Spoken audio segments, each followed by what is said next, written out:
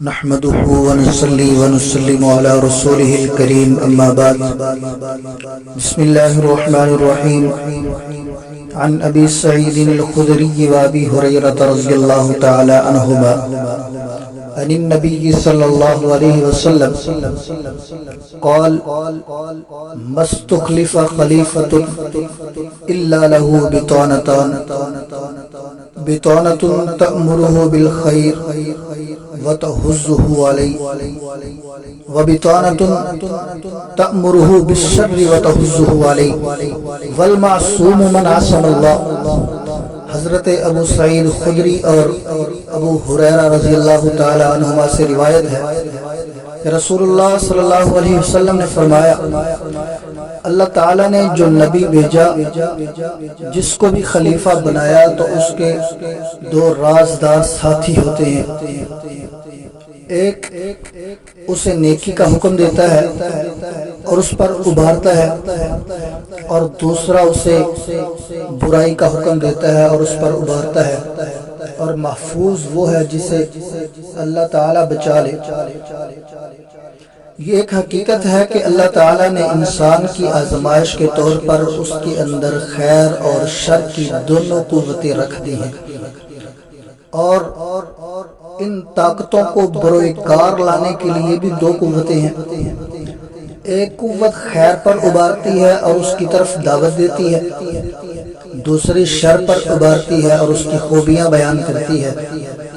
یہ طاقت کبھی تو انسان کا خود اپنا نفس ہوتا ہے جو کبھی اسے برائیوں پر ابھارتا اور اسے مزین کر کے پیش کرتا ہے، جسے قرآن میں نفس امارہ کا نام دیا گیا ہے، اور کبھی اسے خیر کے عمل پر ابھارتا ہے اور اس میں کوتاہی پر ملامت کرتا ہے، جسے قرآن میں نفس لوامہ کہا گیا ہے۔ اور کبھی یہ طاقت شیطان اور فرشتوں کی شکل میں ہوتی ہے کہ شیطان تو اسے برائی پر ابھارتا ہے، اور کبھی یہی طاقت انسانی ساتھیوں کی شکل میں ہوتی ہے، اس طرح کہ انسان کا جو اچھا اور خیر خواہ ساتھی ہوتا ہے وہ ہمیشہ خیر کے کام کی دعوت دیتا ہے اور نیکی کے کام پر ابھارتا ہے، اور جو برا دوست ہوتا ہے وہ برائی کے کام پر ابھارتا ہے، اسے مزین کر کے پیش کرتا ہے۔ چونکہ انسان نفسی طور پر کمزور اور عزم و ارادہ کے طور پر ضعیف ہے، اسی لیے وہ نفس لوامہ سے زیادہ نفس امارہ، فرشتوں سے زیادہ شیطان، اور مخلص و خیر خواہ دوست سے زیادہ برے دوست کی اطاعت کو قبول کرتا ہے۔ لہذا معصوم وہی ہے جس کی حفاظت اس کا مالک حقیقی اور قادر مطلق یعنی اللہ رب العزت کرے۔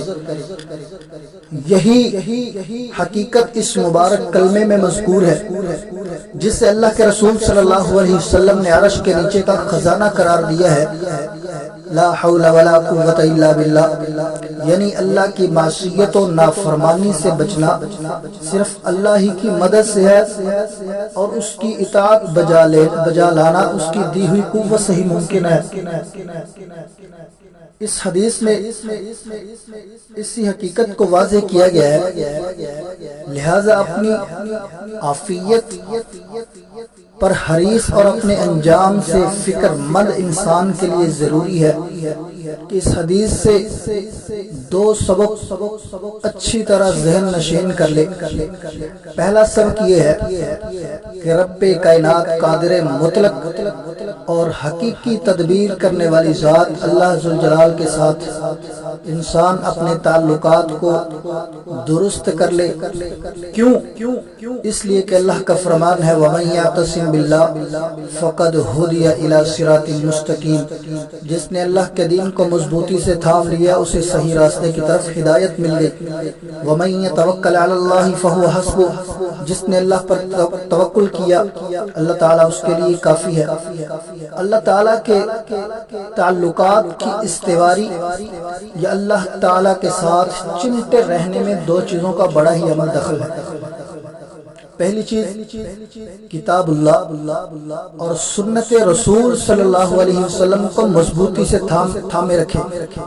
چنانچہ انسان جب تک ان دو چیزوں کو اپنے سامنے رکھے گا وہ کبھی بھی گمراہ نہیں ہوگا۔ یہی وہ پیغام ہے جو اللہ رب العزت نے دنیا انسانیت کو روز اول سے دیا ہے۔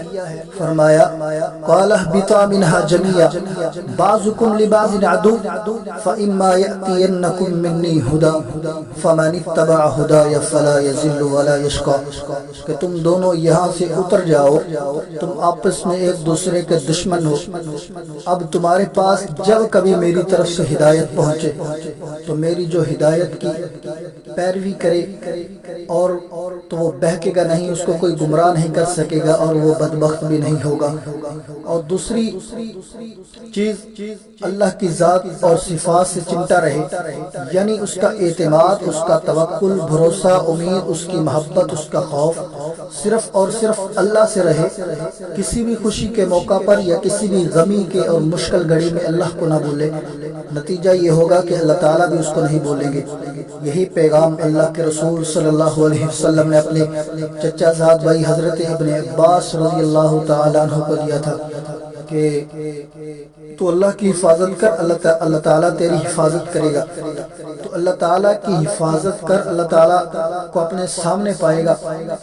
اور دوسرا سبق یہ اس حدیث سے ملتا ہے کہ نیک لوگوں کا ساتھ اختیار کرے جو خیر کے کام میں اس کے مددگار ثابت ہوں، شر کے کام سے اسے روکیں۔ نبی کریم صلی اللہ علیہ وسلم نے سچ فرمایا تھا، المرء علی دین خلیلہ فلینظر احدکم من یخالل، آدمی اپنے دوست کے، اپنے ساتھی کے دین پر ہوتا ہے، لہذا تمہیں دیکھنا چاہیے کہ کس کا ساتھ کر رہے ہو۔ اس سے فائدہ کیا ہے؟ نفس کی برائی اور شیاطین سے حفاظت، یہ اللہ رب العزت کی توفیق کے بغیر ممکن نہیں، ایک فائدہ معلوم ہوا۔ اور دوسرا فائدہ، حاکم، امام اور صاحب امر کو چاہیے کہ نیک اور صاحب فہم اور خیر خواہ لوگوں کو اپنے قریب رکھے۔ اور تیسرا فائدہ، اللہ کے احکام کو ظاہراً اور باطناً اپنانا ہی نجات کا ذریعہ ہے۔ اگر ان کو اپنا لے گا تو آخرت میں بھی باعث نجات ہے اور دنیا میں بھی باعث عزت ہوگا۔